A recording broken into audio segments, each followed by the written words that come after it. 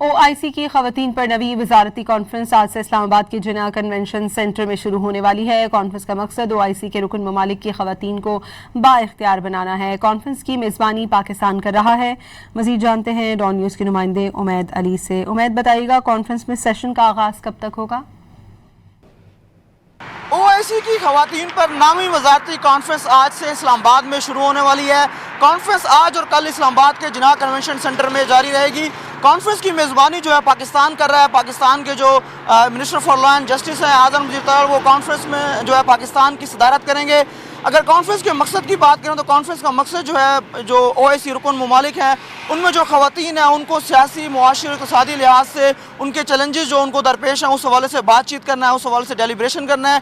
ख़वातीन को जो फ्यूचर में जो चैलेंजेस हैं उस हवाले से जो है सोल्यूशन निकालना है। ख़वातीन के हवाले से जो आइंदा मुस्तक़बिल में जितने भी उनको जो है मुश्किलात हैं उस हवाले से उस अमल को तेज़ करने और उनको बाइख्तियार बनाने के हवाले से डेलिब्रेशन की जाएगी।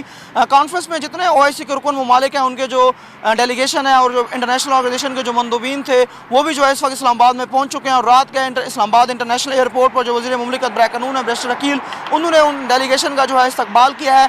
आज जो है वो कॉन्फ्रेंस का आगाज़ होगा और कॉन्फ्रेंस की मेज़बानी जो है वो पाकिस्तान कर रहा है और वज़ीर क़ानून जो है आज़म मजीद तैयब, वो इस हवाले से पाकिस्तान की सदारत करेंगे। और ये कॉन्फ्रेंस सिर्फ़ और सिर्फ ख़वातीन को बाइख्तियार बनाने के हवाले से है। जी।